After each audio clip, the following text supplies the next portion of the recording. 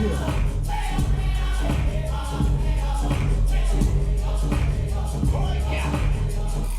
Halifax, how y'all doing? Hi, I'm Serena with Noisography, and today we're here with a tribe called Red. Yay! Yay! All right, guys. So since your conception in 2008, y'all turned a lot of heads as well as kept a lot of heads banging with your creation of Electric Powwow. Tell me a little bit about it. How did that happen?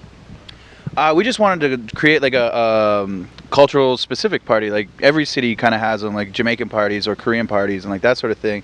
And so there was nothing like that for the First Nation community in Ottawa. So we just wanted to showcase the fact we were First Nation DJs. And the first one was like a huge resounding success and like huge sellout lineups and all that. And that's when we realized there was kind of something missing that needed to be filled in the city. And so we started turn that into a monthly. And then slowly we started playing, music that was specifically for that community. And then the next step was to produce our own. So that's kind of the slowly evolving way how we got here. So how do you feel like your music is received amongst Aboriginal youth? We'll just go down the line a little bit. Huge. The reception has been amazing. Not just from youth though, for across the board. Whole families from grandpa on down. The kids ask for it in the car, and we always get stories from our friends like, yeah, every time I put on your song, my kid goes nuts and dancing around in his diapers, and so the way that the Aboriginal community has owned what we do is amazing. I almost feel like A Tribe Called Red is more than what we do anymore. It's the movement that started around what we do, and the way that people from our community had said, like, this is something we need, and we identify with this, and it's for us. All right, so how do you feel that the Idle No More and the Sovereignty Summer movements have affected your music personally? Yeah, I think we wrote this album like while Idle No More was going on and stuff. So it definitely reflects what's happening. It's our civil rights movement, you know what I mean? And as the marches and the flash mob round dances started happening, a lot of people turned to us really quickly to be like, when are you guys going to put out a song for this? And we had a song like ready basically, and that was The Road. So we're like, we should release this and like put out a new song for in support of everything. And it's extremely important, and we're really happy to be we're really happy that it's happening. So fusing kind of like tribal beats with dubstep, some Mumba, some juke a little bit. How the fuck do you guys like feel about getting music from all across the country for your drum beats? Because it's not just like one tribe or one kind of music. It's a lot of I did my homework. it's a lot of different diverse musical drum beats, which definitely reflects on the kinds of tribes that you come from. How do you pick those? Whoever. We really just produce what we're into at the moment. What's hot, what's going on. I think the way that the EDM scene at least has changed in recent years is like when I was growing up, you had a jungle producer or you had a house producer, and that's all they ever did. They just made that one. Even more specific than that, they'd make Reggae Jungle or they'd make deep house, and they didn't really move on, move beyond their one genre. Whereas now it's about putting your own flavor on the genre that's happening right now. So we'll jump onto Mumba Tone and we'll jump onto Dubstep, and then we started doing a lot of trap stuff more recently, and it's just kind of course, it's like it's the hot sound, and we can take that hot sound and then we put the tribe flavor on that, put some powwow stuff in there, and make it our own.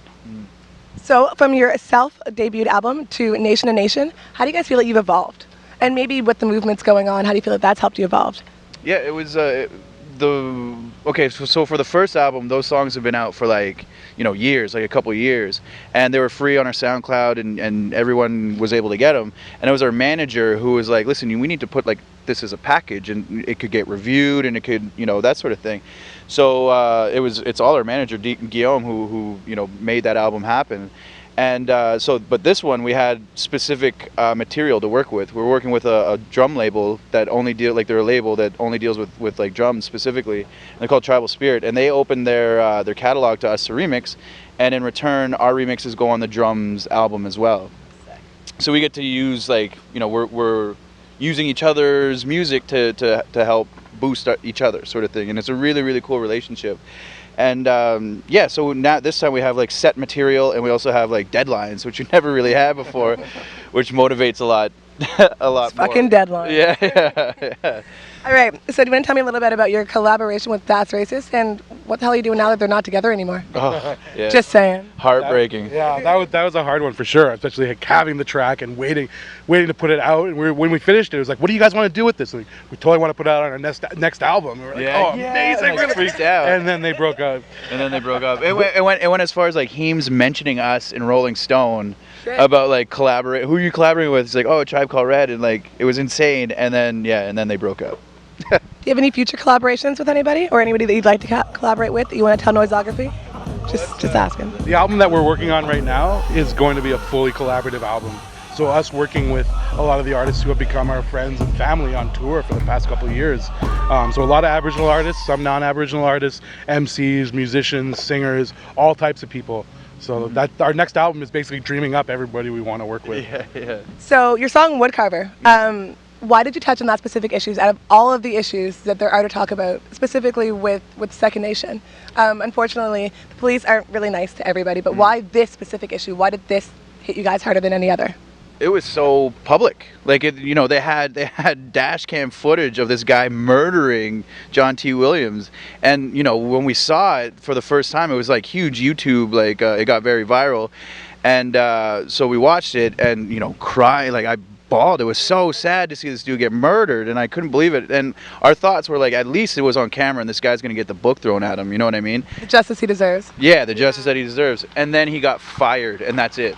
Like he just got, so that's when we got mad and we're like, all right, we need to do something about this. We need to, we have somewhat of a platform and people, blogs are blogging about us in like the UK and stuff. So maybe we can get the story out in a way that people from around the world are able to notice it now.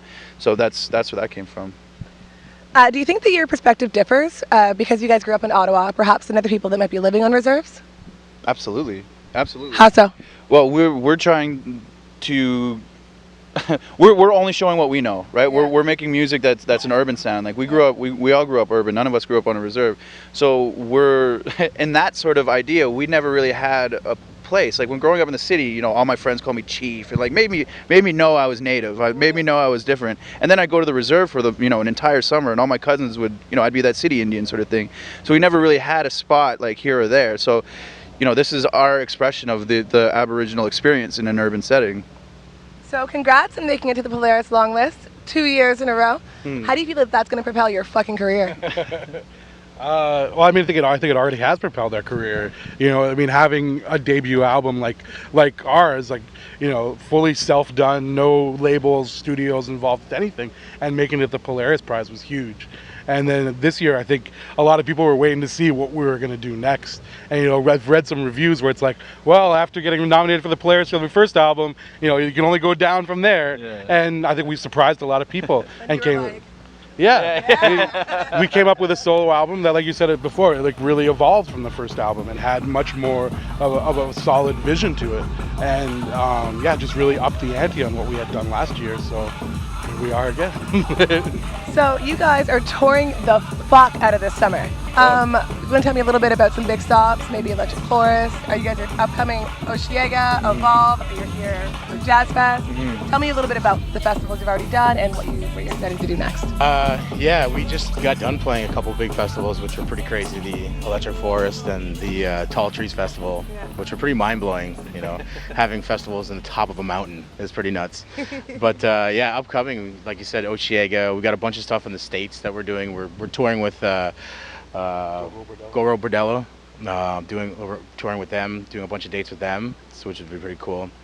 But we're pretty busy right until September, and then we get like a month off, and then we're going to Mexico. Yeah, living it up in Mexico. So trying to stay busy. Nice. Yeah. So what do you guys have upcoming next? You did say you have a new album in the works. Are we expecting that anytime soon? Are you? No. Like in the new year. New year, it's gonna be coming out. Right now, it's just pretty much, touring the new album and getting that out there, and that's about it. All right. So I always kind of like to end interviews with fun questions, and if they make it in, they make it in. All right. What 70s movie or cartoon show describes your band the best? Oh wow. Getting deep on you. Animal House. Animal House. Are any of you guys pranksters on tour or anything? Do you guys do stupid shit to each other? You can't leave your phone. You can't leave your phone unlocked. or your Facebook status is gonna be something about farts or something. Yeah. How are you guys mostly touring? Just like, are you driving? Are you flying places? Flying. Trains, planes, and automobiles. Yeah. All right, guys, that's all the questions I have. Thanks for hanging out with Noisography this afternoon, and we look forward to seeing you soon at Evolve and at Jazz Fest this week. Yay! Excellent.